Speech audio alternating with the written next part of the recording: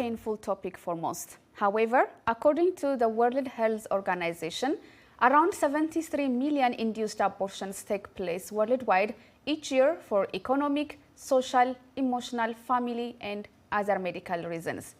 Nevertheless, the attitude towards abortion is strongly tied with a range of moral, legal, medical, and other religious issues that sparks intense debate in many countries. Hello everyone and welcome to Our Voices. I am Semenyi Sheikh Oye and I'm joined by my co-hosts Oriani Tangshaka and Ginny Niwa. Today we will discuss the ongoing debate and key questions related to abortion in Africa. But before we get into the discussion, we would like to state as co-hosts of Our Voices, we do not take sides on the abortion debate, and the points that will be raised by the guests do not represent the views of Voice of America. With that, let's get into the discussion. Yes. So we often hear these two terms commonly used, pro-life and pro-choice in the abortion debate. So let's start by breaking down the difference between these two terms. So the terms pro-life and pro-choice, they are used mainly to describe being against abortion access and for abortion access. So the people who want abortion to be illegal and inaccessible, they are called pro-life people. And according to Britannica's Procon website, the pro-life people have their own arguments, and some of them are life begins at conception, so abortion is a murder. They say legal abortion promotes a culture in which life is disposable. And instead of legalizing abortion, they argue for increased access to contraception, birth control, health insurance, and sexual education. And they say that way abortion will be unnecessary. So these are some of the points I gathered. And and in the case of pro-choice people, they argue for legal access for abortion, that women have a moral right to decide what to do with their bodies. They also argue the fact that the right to abortion is vital for gender equality, and also that the right to abortion is vital for individual women to achieve their full potential in some cases. And then we'll have guests later to explain deeper what these exactly mean and what the differences are. But these are what we gather from our research. Right, and obviously this topic is sometimes for some other groups a fluid issue, because it's not a black and white issue for most people. And the literature shows, even the Michigan law that I was looking at earlier this morning, is that there should be grounds for debate. And the issue of pro-life and pro-choice should be debatable, because the gray areas are so vast, and that people should be able to voice their opinions and be able to sit down and find common grounds. Because there are people who don't necessarily fit in those pro-choice and pro-life sides. Well, since the United States Supreme Court's historic decision to limit abortion rights, there has been a wave of abortion-related policy shifts around the world, including in Africa. Pro-choice and pro-life debates are taking center stage in countries like Kenya and Nigeria, where reproductive rights advocates say governments are using the US decision as the basis to roll back progressive legislations. While anti-abortion campaigners argue abortion should be totally prohibited, in most African countries, abortion is legal only if the mother's life was at risk in case of rape or incest, and if the unborn child had serious medical condition. Few countries like South Africa and Tunisia permit abortion to be performed safely without any restriction. On this week's episode of Our Voices, we will look at the different perceptions and beliefs related to sexual and reproductive health and the ongoing pro-choice and pro-life debates on the continent. Well, in Kenya, activists have spoken against unsafe abortion that they say are contributing to the reports of high maternal mortality rates, especially in the nation's Kilifi County, where many women and girls undergo the procedure without medical intervention from either a nurse or a doctor. Mercy Katana says she became pregnant when she was still in secondary school. She says her boyfriend refused to support her and her parents refused to accept her, so she had no other option except to undergo an abortion without the help of a medical expert. I couldn't do it at home because I know my parents are strict. I traveled to Mombasa and didn't use anything from the hospital. Instead, I used the traditional method. I made a concoction of soda and local herbs. When I drank it, it caused bleeding. After a while, some discharge came out, but not everything came out. So I had to go to the hospital. Health practitioners like Monakarama Athman Mohammed say Mercy is lucky. Not all women who perform unsafe abortion make it to the hospital. And you get somebody, maybe the uterus has rotten, gets a condition called septicemia. Septicemia is a very severe state of the sepsis, and most of the time when it goes to the bloodstream, it has to go all through the body, even to the brain. Now we get mortality. Abortion is illegal in Kenya unless the mother's health is in danger. But doctors estimate that nearly 500,000 abortions each year take place in Kenya, the majority of them unsafe. Leila Abdul Khair Isaac is the Chief Executive Officer at the Youth Voices in Action Initiative, a women's reproductive health advocacy group. She says there are too many stories like Katana's and says the group wants to help young women dealing with unplanned pregnancies to make better decisions. Women and girls, most of them, they don't have information on reproductive health. We also provide information of the abortion complications, the post-abortal care, and the issues of the patient's rights, like their rights in terms of them to access reproductive health services. The group trained skilled hair braider Emily Nasubo to talk to clients about reproductive health. She says the heartbreaking stories of women and girls going through painful abortions motivated her to support the initiative. This program aids in educating and developing them intellectually. They learn self-awareness and self-care strategies. Even when they are in doubt, they come back for support and guidance. In the past 6 months, Kilifi County Referral Hospital recorded at least 500 cases of post-abortion treatment. Kennedy Miriti coordinates the hospital's reproductive health program.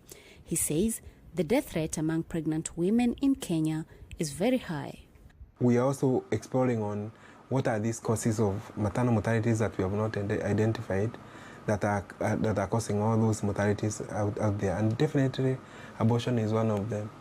Doctors estimate that roughly 7 women and girls die every day in Kenya due to unsafe abortion, and thousands more are hospitalized. Halima Gongo, VOA News, Kilifi County, Kenya. Thank you, Halima Gongo, for that report. Well, proponents of legal abortion believe abortion is a safe medical procedure that protects lives and often tied with women's rights and gender equality. To understand their argument, we invited Martin Onyango, Associate Director for Legal Strategies for Africa at the Center for Reproductive Rights. Onyango is also an international human rights practitioner and women reproductive rights litigator. He is joining us via Zoom from Nairobi, Kenya. Welcome to Our Voices. Thank you very much. It's a pleasure to join all of you in this conversation. It's a pleasure to have you too. So as we watched in the previous report, according to WHO, unsafe abortion is one of the preventable causes of maternal deaths and also morbidities in Africa. So why are the two related? The two are related. Unsafe abortion contributes to about 13% of all maternal deaths on the continent of Africa. And this number rises in some countries. And in countries like Kenya, unsafe abortion is the third highest cause of maternal mortalities in the country. And so why is unsafe abortion contributing to maternal mortalities? Africa bears the disproportionate level of mortalities from unsafe abortion because of the restrictive abortion laws, the weak health infrastructure, limited access to health care, and that then forces many women and girls who qualify to access safe abortion services to seek unsafe services, offered under no supervision, no guaranteed quality, leading to the mortalities and morbidities arising from the unsafe environment. And so unsafe abortion and maternal mortality are tied to the hip because unsafe abortion is the leading contributor to preventable deaths of women on the continent of Africa in countries including Kenya. So, Mr. Onyango, beside say unsafe condition, you also have pro-life activists that says that life begins at conception and having abortion means having, means a murder. What do you think about that? Thank you very much. When life begins, or the question of murder is either philosophical or a legal question. But when we talk about safe abortion is a healthcare service that any woman or any girl may need at any point in their life. And let us not forget that all pregnancies are never wanted pregnancies. Among the leading causes of pregnancies on the continent is sexual violence, rape, and defilement. And therefore, the public health approach, the protection of the right to health and the right to life of women and girls necessitate the need to provide safe abortion as a reproductive health care to those women and girls. And therefore, the argument of murder or killing does not arise because murder is a defined criminal offense and it occurs under certain circumstances. And that argument is more a moral argument rather than a legal argument or a health argument. It is not about the preservation of the health or the life of the women. So are you saying that at any point, this woman should have the right to abort, whether it's 1 month or 9 months, let's say?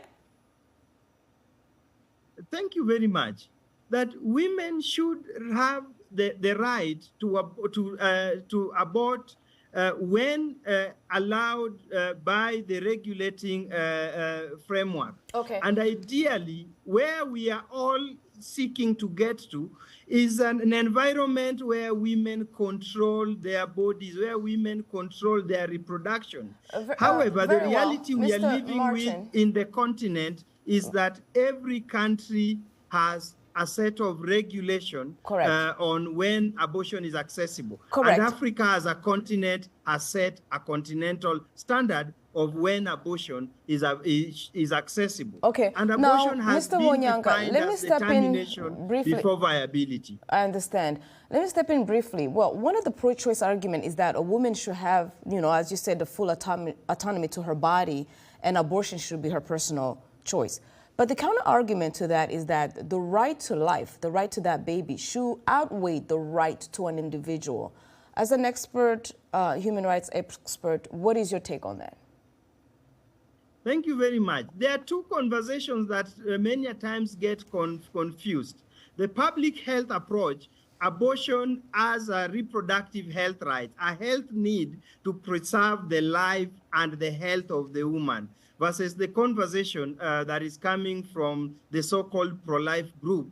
And the argument then loses who are we protecting? And two, it then necessitates a conversation about, can we recognize the right, can we give fetuses rights superseding the rights of women carrying those pregnancies? The answer is that no, this is recognized not just in international human rights instruments, but also in national laws, that the primary concern of protection, both in public health, but also in law and human rights, is the woman. And therefore, it is the rights of the woman, the interests of the woman that will supersede any interest in the life before birth. Thank you, Mr. It cannot be that the fetus interests overweigh or rank higher than the rights of the woman that is carrying the pregnancy. Thank you so much for sharing your view, Mr. Martin Onyango, Associate Director for Legal Strategies for Africa at the Center for Reproductive Rights. Thank you for joining us. We appreciate your contribution. It is now time for a quick break. When we come back, we will hear arguments from the other side of the debate identified as pro-life. Before we go, we also would like you to share with us what you feel about the debate on abortion and whether it should be a legal option or not.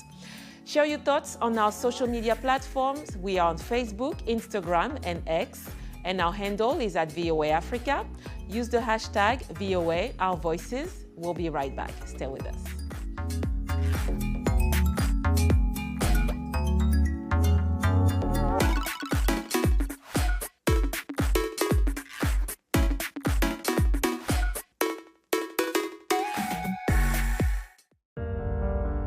In time